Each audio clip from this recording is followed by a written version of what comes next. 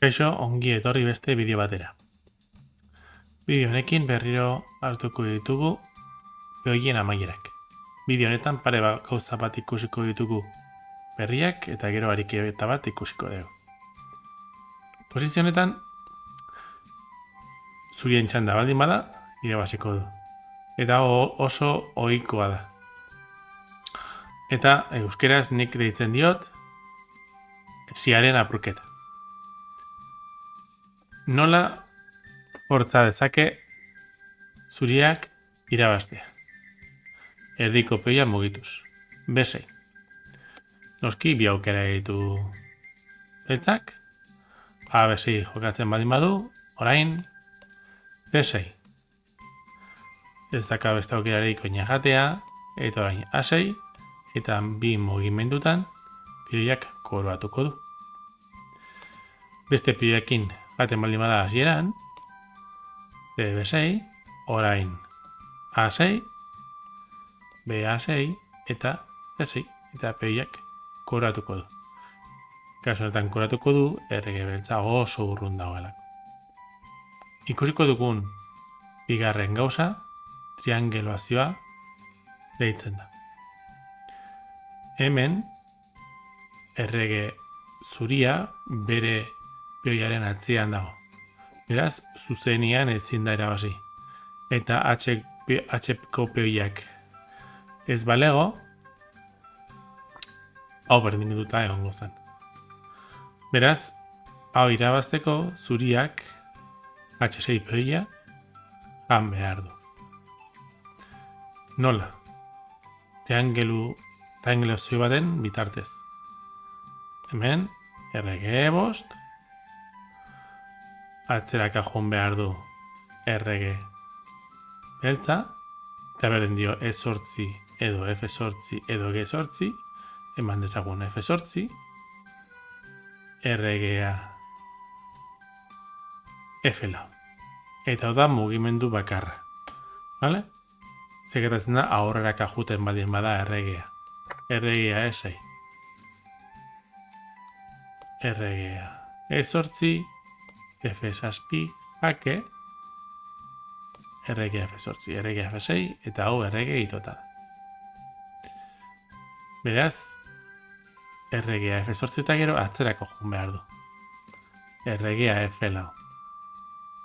Erregea E8, dio, erregea E4, erregea F8, erregea E5. Eta lehenengo posizio berdinen gaude, baina orain beltzaren txanda da jolasteko. Eta ikusi horrelako hiruki txiki bat egin dugula erregearekin. Erregea E8 juten badin bada orain erregea E6, eta orain erregea F8 eta gero F6 ez da errege itota, errege G6 eta errege E6, eta F6 joten baldin bada, lehen aukera ere eduki duen bezala, orain erregea F5 eta beltzaren txanda da mugitzeko. Eta orain, berdin dio nola mugitzen den, adibidez errege F8, errege G6 eta gero, txuriak peoi beltza jango du eta erratz irabaziko.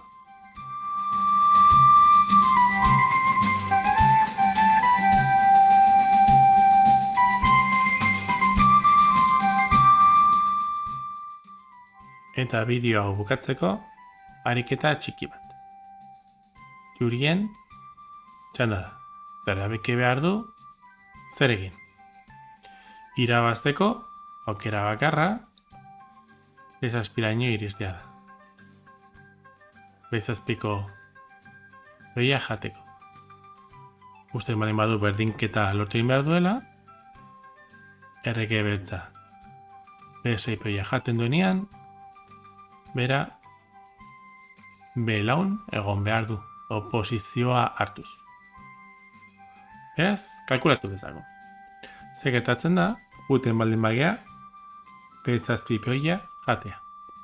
Adibidez, errege G4, errege C2, RGF lau, RGD3, RGE5, RGC lau, RGB6, RGB5. Beltza da, lehena, trakopeoia behatzatzea.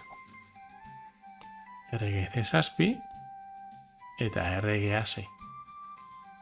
Eta orain, txuria entxana da, ezin du bere peoia babestu, eta ikusi genuen bezala, hau, beltzak irabaziko. Beraz, hasierako posizioan, lortu egin behar du beltza, lortu egin behar du txuria, errege beltzak bese poia jaten duenean, bela hau iristen. Eta hau ezin da edo nola lortu. Adibidez, zuzenean junten baldin bagea, lehen bezala errege gelau, errege zebi, errege epelau, errege deiru, orain, buelta osoa amean behar du errege txuria. Errege feiru adibidez, errege delau, errege ebi, errege zebost, eta errege txuria oso urrun dago belauetik. Beraz, hasieran, berdintzeko erabakarra errege geiru da. Errege zebi, errege F2, errege D3, errege E1. Eta ja hemen gaudela, belaura iristea erraza. Errege zelau, errege D2, errege B5, errege C3, errege B6, errege belau. Zuriako posizio doka, eta berdinketa lortu egintezak. Eskerrik asko hor egoteagatik eta horrengo bideo batera arte.